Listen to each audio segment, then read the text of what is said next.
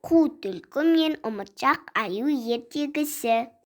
Баяғыда аю, қасқыр, түйе, түлкі төртеуі дос болып, өздерінше өмір сүріп көріпті.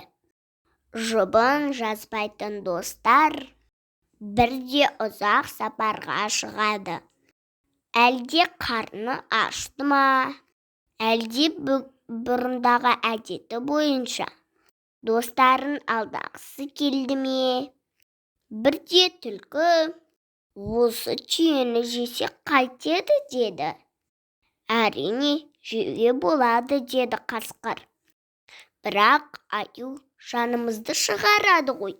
Өй, қорқақ, деп түлкі құйрығын бір бұлаң еткізіп, аяғын ақырын басып аюдың жанына келеді. Аю еке, сіз білесіз бе? Қасқыр түйені жеймін деп жүр, дейді сыбырлап. Аю болса өте ұмытшақ болатын. Түлкінің айтқаны сол жерде ұмытып қалады.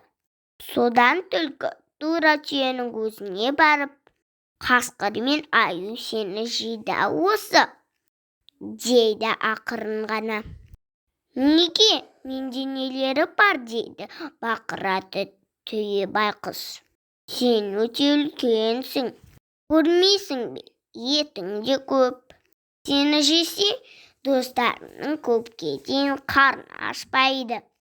Аңқау түйе сәл ойланып, достарымның қарны ашпайтын болса, жарайды келісемін, дейді амалсыздан. Аю, қасқыр және түлкі қуанып, оны союға кіріседі.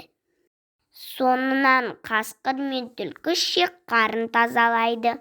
Шыдамсыз түлкі бір шекті жұтып жібермекші болады.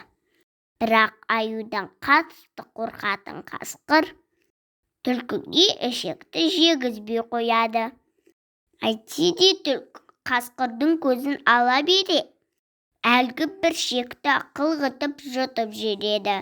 Шектің жоқ екенін сезіп қойған аю, шек қайда деп ақырады.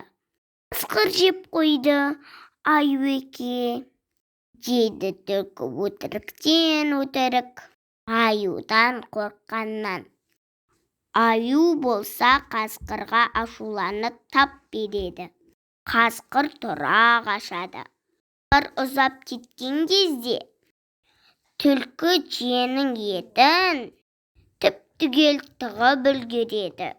Қасқырға жете алмай, қайта оралған аю ентігін баса алмай, ет қайда деп гүж етеді.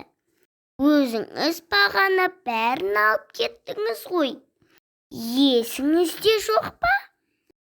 Аю еке ағай, деп түлкі бетін бүлкетпестен. Жоқ, мен әкеткенім жоқ деп таң қалады аю. Әй, бірақ әкетсем әкеткен шығармын. Қан жерімді ұмытып қалғанмын ғой. Әттеген-ай деп айтады. Ал түлкі болса, бір түйенің етіне жалғыз өзі ие болып, қулығын асырып, қарнын тойдырады екен. Содан бері аю ойлана беріпті. Түйенің етін қай жерге тыққанын есіне түсірмекші болып. Әттең ойланғаннан не пайда? Оны ұмытшақ деп бекер атамаған ғой.